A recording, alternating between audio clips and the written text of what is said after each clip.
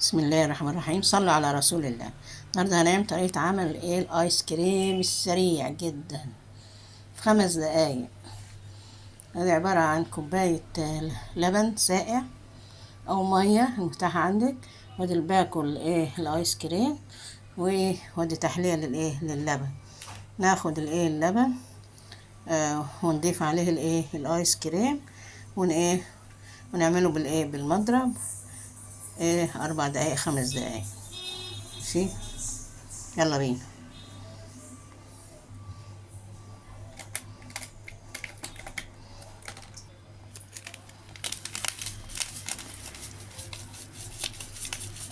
ده ايس كريم بالقهوة.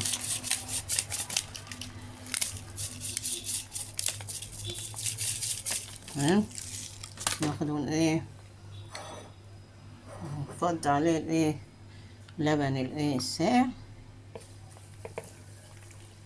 تمام، ندمجهم بقى سوا كده الاول.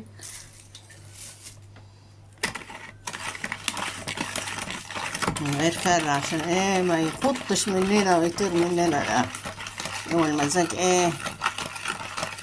ما يتعدلش. تمام،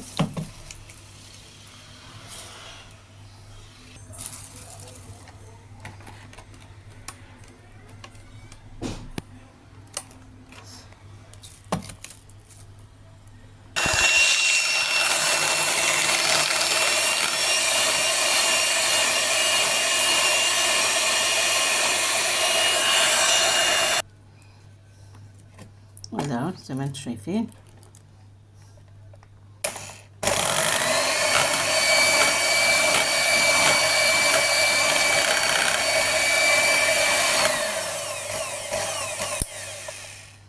نصبه بقى نحطه في الفريزر. تمام، وده الشكل النهائي. يلا بينا، سلام.